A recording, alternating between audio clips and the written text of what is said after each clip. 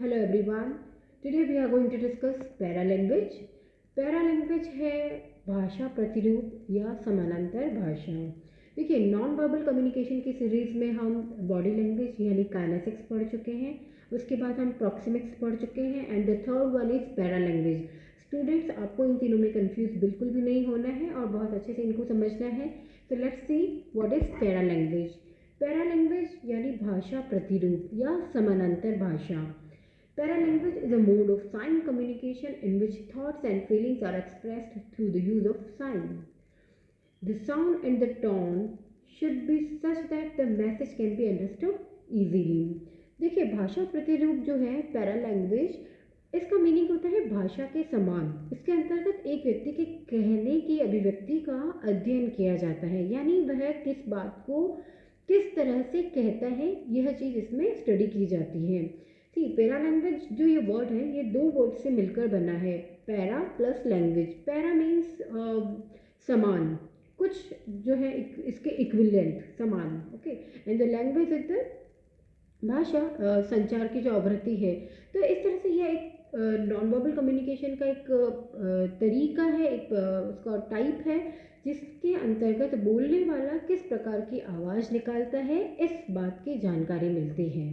ठीक है, आवाज़ या ध्वनि या स्वर इस प्रकार के होने चाहिए जिससे संदेश को इजीली समझा जा सके, इसलिए इसे समानांतर भाषा या पैरालैंग्वेज कहा जाता है। Main elements of paralanguage, the first one is voice और टोन, यानी किस तरह की आवाज़, किस तरह का उसका टोन होता है। इस बात में हम डिस्कस करेंगे कि the signals are received first of all, the tone of the person giving the message tells us about his behavior and education. Okay, if the voice is clear, the message becomes more effective. Some related factors are pitch, speed of voice, pause और volumes. जब भी हम समानांतर भाषा की बात करते हैं तो उसमें सबसे पहले जो मैसेज देने वाला है उसके कहने के तरीके से हम उसका बिहेवियर और उसका एजुकेशन यानी उसका बैकग्राउंड हम पता लगा सकते हैं। और इस जितना क्लियर इसमें वॉइस रहती है उतना ही ज़्यादा मैसेज जो है वो इफ़ेक्टिव बन जाता है। इसके जो मेन फैक्टर्स हैं उसमें देखिए, एक होता है पिच। पिच मीन्स इंक्रीजिंग और डिक्रीजिंग ऑफ द टोन। जो हमारा टोन है बोलने का, वह किस किस स्तर से बढ़ता है या किस स्तर से घटता है, उसे कहते हैं पिच। इसे हम इस तरह भी कह सकते हैं उतार या चढ़ाव, यानी जब बातचीत करने में स्वर कभी ऊंचा होता है या कभी नीचा होता है, क्योंकि स्वर में एक रूपता कभी भी अट्रैक्टिव तरीके से आपके मैसेज को नहीं स्प्रेड कर सकती हैं। तो इसके लिए वॉइस में पिच होना बहुत ज़रूरी है। The next one is speed of voice, यानी स्वर की गति। कई बार ऐसे अवसर आते हैं जिसमें स्वर की गति बहुत इम्पॉर्टेंट रोल प्ले करती है। कई बार जब इन्फॉर्मेशन बहुत टिपिकल है तब उस सिचुएशन में जो स्पीड है वो कम रखी जा सकती है, और अगर इन्फॉर्मेशन ईजी गोइंग है तो उस स्पीड को बढ़ाया जा सकता है। तो नेक्स्ट वन इज पॉज, यानी उसका अंतराल या विराम। कम्युनिकेशन में ये पॉज जो है इसका भी ध्यान रखना बहुत आवश्यक होता है, क्योंकि वॉइस में पॉज कहाँ दिया जाना है यह बहुत इम्पॉर्टेंट रोल प्ले करता है।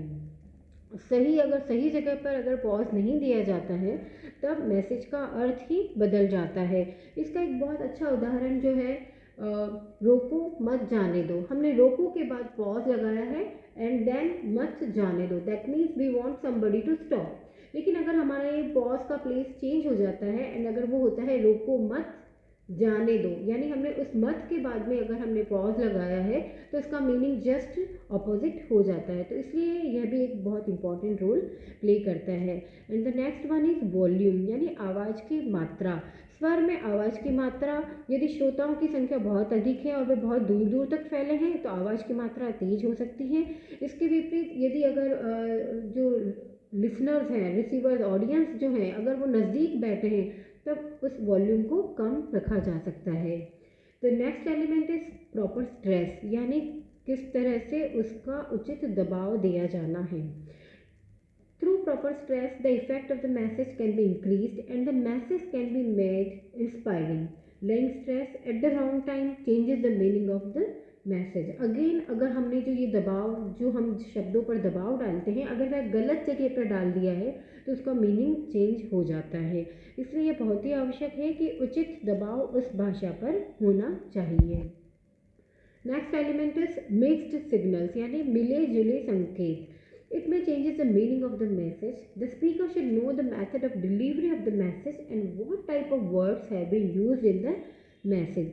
यानी जो संदेश के अर्थ में परिवर्तन लाते हैं, ऐसे मिले जुले संकेत होते हैं, तो सेंडर को हमेशा ये देखना चाहिए कि मैसेज किस तरह से भेजा गया है और इसमें किस भाव वाले शब्दों को इसमें इंक्लूड किया गया है। The next one is dominance of oral communication. जब भी हम पैरालैंग्वेज की बात करते हैं तो उसमें ओरल कम्युनिकेशन का ही प्रभुत्व, उसका डोमिनेंस माना जाता है, क्योंकि यह इम्प्रेसिव भी होता है। और in oral communication the speaker and the listener know each other and दस understand each other.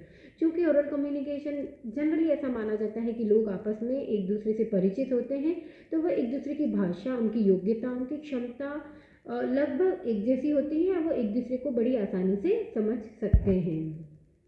Let's see the advantages of paralanguage. Paralanguage aids the verbal communication. हमने इस बात को शुरू से देखा है कि वर्बल कम्युनिकेशन को पूरा करने के लिए नॉन वर्बल कम्युनिकेशन का यूज़ किया जाता है, एंड पैरालैंग्वेज अगेन इस incompleteness of of verbal communication को ये कंप्लीट करता है। It is easy to judge the speaker's background, both educational and cultural, from the way he speaks. एक व्यक्ति किस तरह से बोलता है, उसके बोलने के तरीके से हम उसके बैकग्राउंड का, यानी एजुकेशनल एंड कल्चरल बैकग्राउंड का हम पता लगा सकते हैं।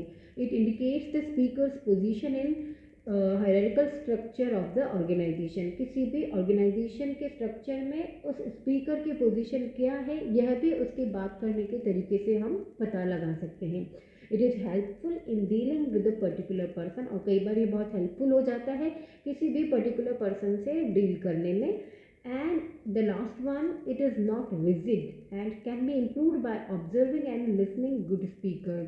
और पैरालैंग्वेज एक ऐसी भाषा है जो बिल्कुल भी रिजिड नहीं है, और अच्छे स्पीकर्स को देखने से, उन्हें ऑब्जर्व करने से, उन्हें सुनने से हम अपनी लैंग्वेज को या इस पैरा लैंग्वेज को इम्प्रूव कर सकते हैं। तो ये था पैरा लैंग्वेज के बारे में डिटेल्स। Thank you.